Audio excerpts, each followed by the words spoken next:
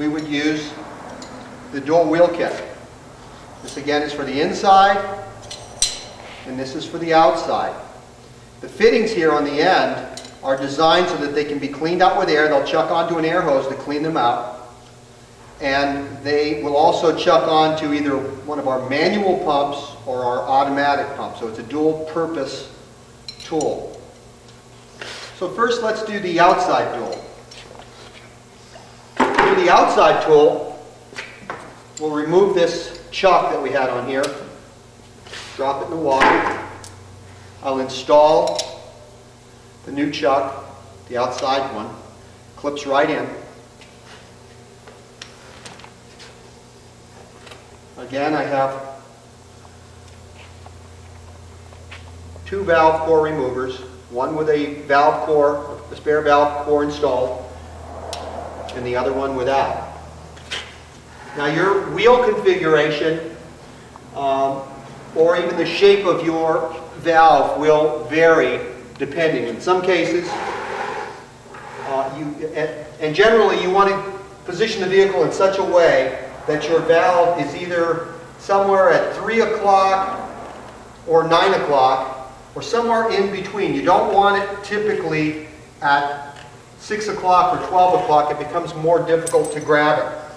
In this case, I can grab the valve core this way, but it is more typical. It's more typical to be on your knees, to reach across from the back, grab your core,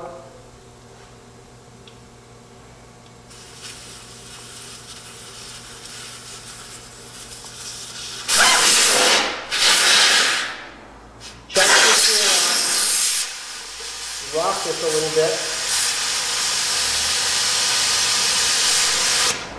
Rock it a little bit, and it'll go on. Open up your shutoff. Push your button. The pump will cycle. It'll put the preset amount in, and then it'll stop. You'll open your shutoff.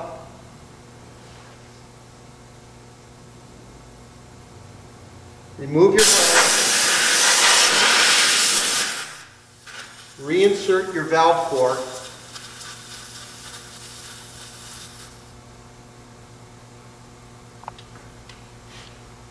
Install your ring so that you know that you've treated this tire.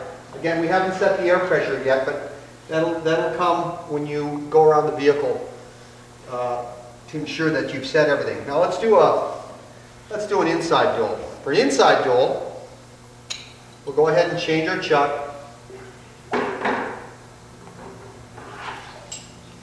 And we'll use the inside tool. The inside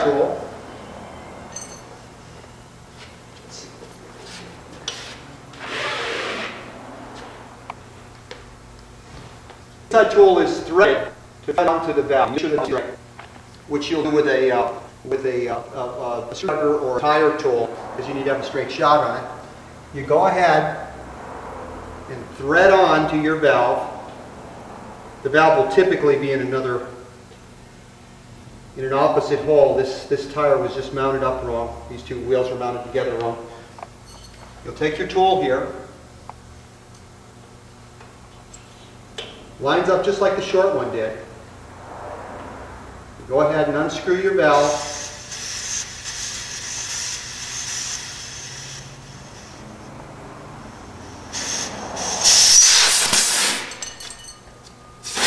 Pull your chuck. Open up your fluid shutoff. Push the start button. You'll see the hose is jumping, which tells you the sealant is going through the hose inside there.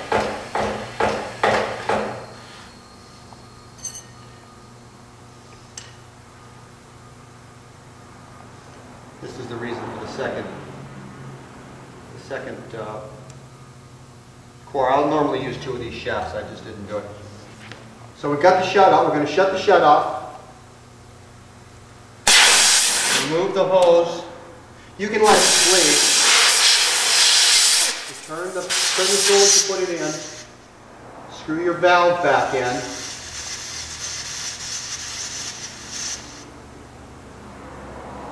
Screw your valve back in. Remove your tool. Unscrew the outer portion of the tool.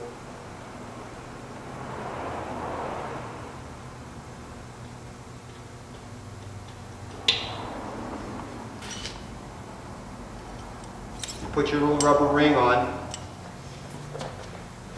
Reset your air pressure. And you're done. So now you know how to, this is how we would treat the outside dual and the inside dual. There are variances depending on your access. It is a very rare event when you have to take the tires off. But according to how you're set up, you will adjust your procedures. Let's move on to cleaning the pump.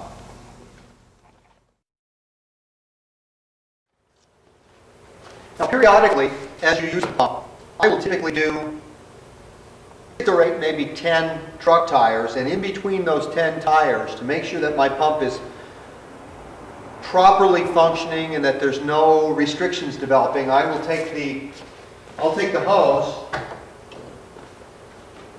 and I will let the hose cycle with no back pressure. And what that does is clears any possible restrictions that are starting to occur, and it enables me to go for long periods, typically an entire day at a time, working an 8-hour shift without developing any clogs anywhere. And the way I do that is between tires, periodically, as I said, anywhere from 5 to every 10 tires. I will go ahead and open my chuck here, and I will pump the sealant into the drum with no back pressure. And what that does is clears the system out.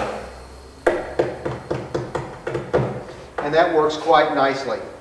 When it comes time at the end of a shift, or if I think I'm having an issue, I will go ahead and clear my pump. And the way I do that is I will disconnect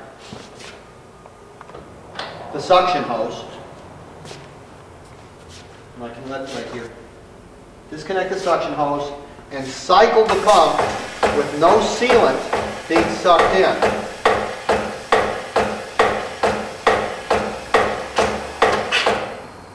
So I'll do this a couple of times where my ounces are set higher.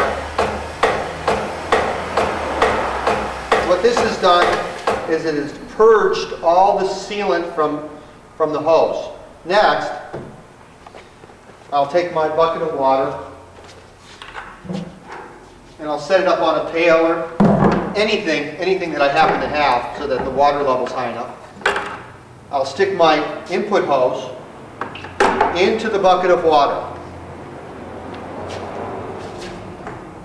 I'll take the output hose and I'll face it over the bucket, and I will let it blow clean water through the hose. I get a little bit of sealant out, but only a couple of those, and then the water becomes clear.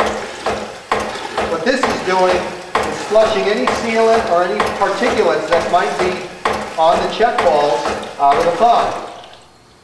Now to continue purging it, to get the water out now, I will go ahead and pump all the water out of the hose now.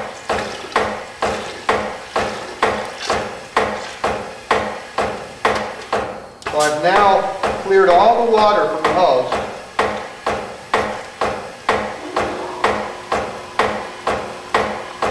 And my pump is ready to put away for the day. Now, on occasion, you will develop a clog in these. This is the valve body that carries the barrels where the check balls are at. We'll take a look in just a moment at how we clear those in the event that we actually get a clog, and it's quite simple to do. So we'll continue to that. Now occasionally, and if you're doing a lot of installations on a somewhat more regular basis, possibly as much as once a day, depending on your climate and the grade of sealant that you're putting in, you will want to clean out these two check balls here. They control the suction and output of the pump, and for the pump to displace the correct amount, it is critical that these balls work consistently, and they do. The pump is designed to pump sealant, so they work very well, but occasionally you do need to clean them out. So let's go through that procedure. First, we'll remove the lower hose. And that's quite easy to do. Remove the lower hose.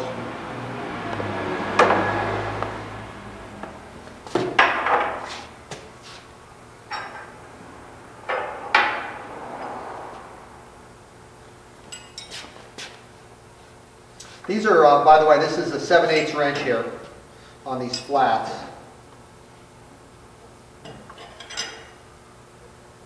There we go. And a 7/8 fits the lower piece as well. So we'll go ahead and remove that.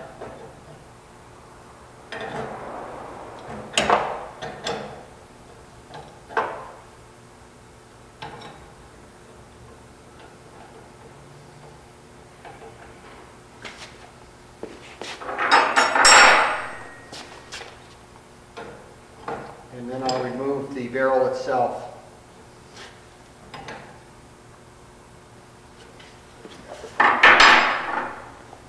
Again, 7/8.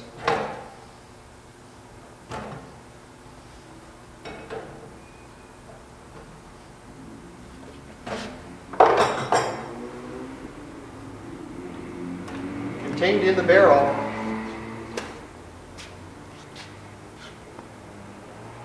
is a 1/2-inch ball, stainless steel ball. You can see in this particular case it's quite clean. So you'll make sure that this is clean. Set it aside. Then we'll remove the upper hose.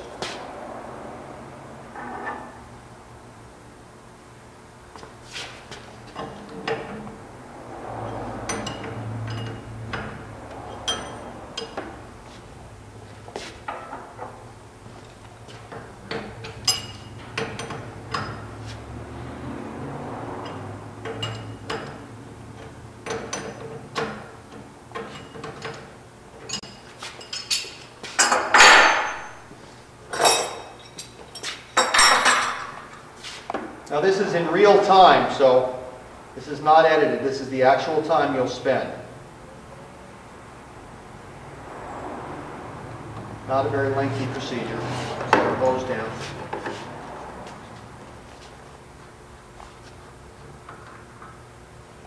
And by the way, as you do this, you're going to take your barrels and you're going to rinse them out. There's another ball sitting in here. To get that out, you take a simple pencil. You don't want to scratch the aluminum. A simple pencil, you'll push it up from the bottom,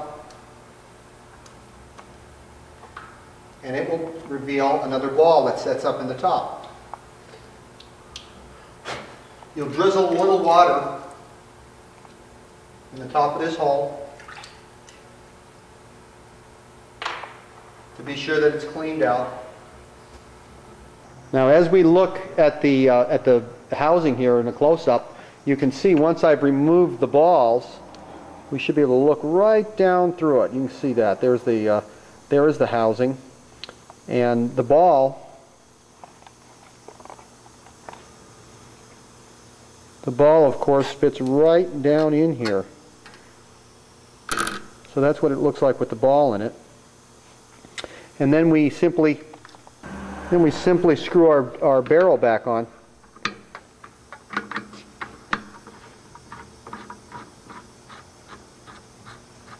Screw our barrel back on.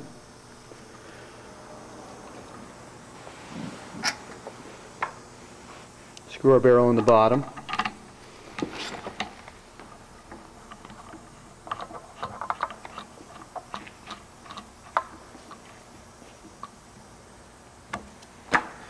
And then we'll reattach our hoses, and we've cleared any possible clogs. These other hoses here can be removed. They're a little bit more dicey to remove, but you can pull them off, and we're set to go. So that's your basic cleanout procedure, and it isn't something that has to be done frequently, but it is recommended that you certainly do it occasionally to ensure that your pump is working properly.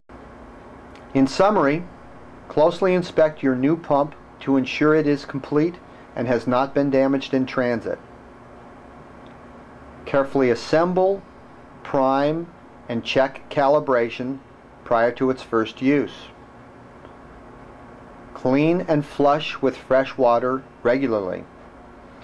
Following these simple procedures will allow your new 900-46 to provide years of dependable and accurate performance. Thank you, and as always, your dealer and the support staff at UltraSeal are available to assist you.